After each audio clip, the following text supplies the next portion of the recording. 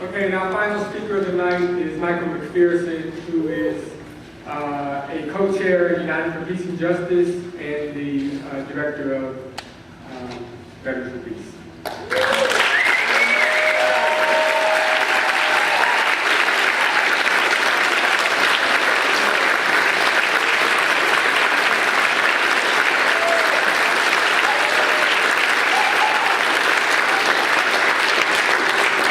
Thank you. You all are great time. I appreciate it. You know, you have heard me speak a few times this weekend, or this week, or whatever. And in a way, I don't even know what else to say. I kind of thought about not even speaking tonight, and then my mother showed up.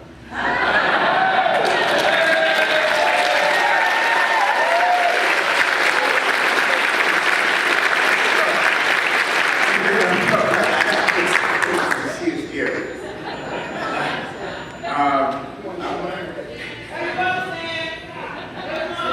My mother's name is Ellen.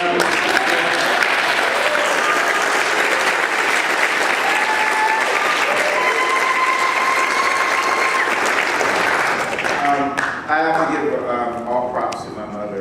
She has instilled my values in me, and I have to say that when I think about what I must do in life, I don't want her to be disappointed. So it pushes me, and so just wanted to say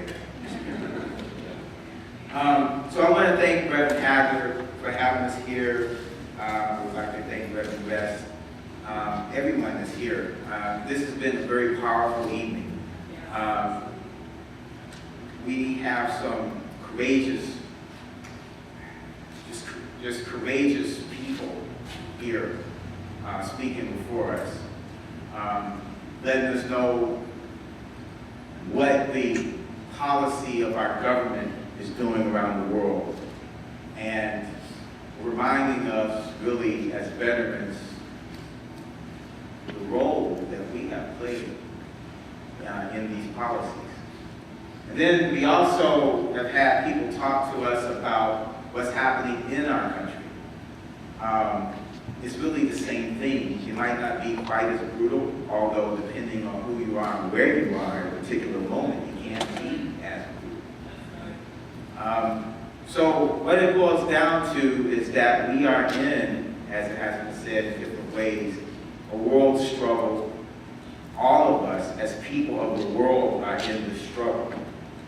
And I think, while as Americans or U.S. citizens, we have to struggle with our governments, I think it's important to remember that people all over the world are struggling with their governments. It's just not the United States of America. It is governments across the globe. That's really important to remember. And I think it's also important to remember that if we're going to have peace, it's not going to be between governments, because governments do not care about people.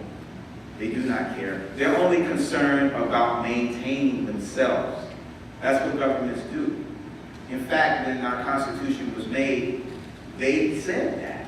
They do that. And they decided to maintain themselves, right? It's going to be between people. That is what is going to bring peace. So not only do we have to reach out to the different people, as Reverend Gilbert said, here at home, that we have to organize everywhere. We actually do have to reach out to people across the globe to the point where no government can send people off to war, because all of us refuse to go to war. That's really the challenge.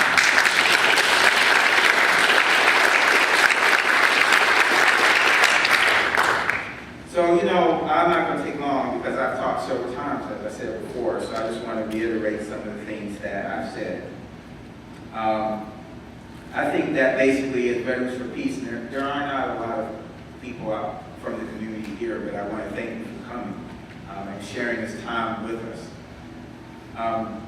We do have to keep the war, the occupation visible. This is extremely important at this time.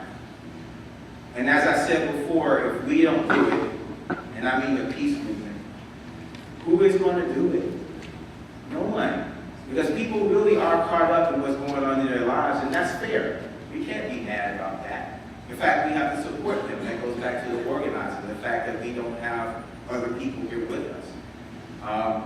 But we do have a responsibility to keep the war moving. And as veterans and military families, our power are our stories. The stories that we heard from Elaine. It's a powerful story, telling what happened to her son. No one else can tell that kind of story.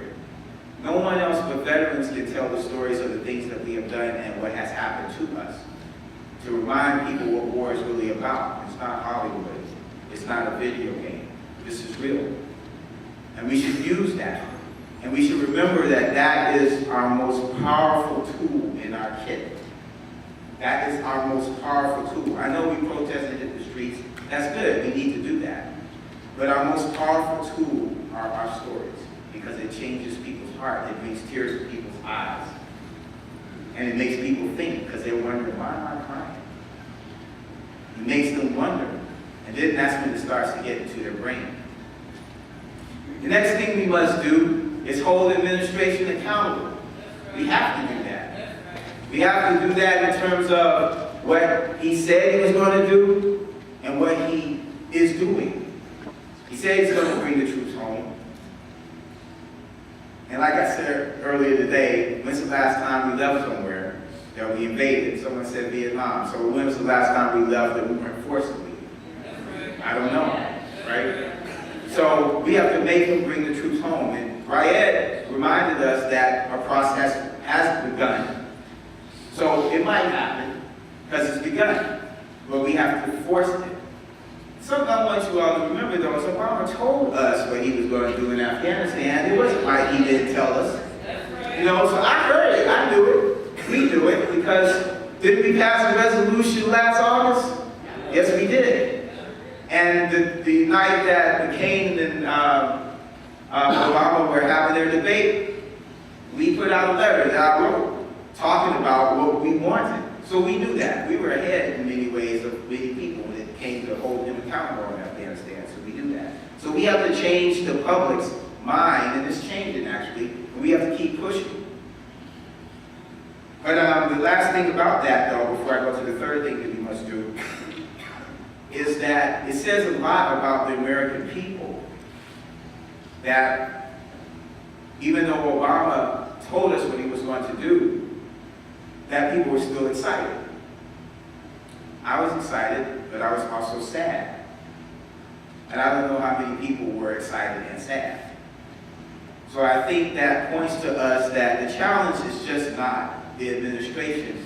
It is our fellow citizens that we have to change, that we have to get to, going back to what's going on in here and here. That's really our challenge more than anything. If we do not change our country, nothing is going to change. Unless it falls, and that might happen, because you can't keep doing this. You know, you cannot maintain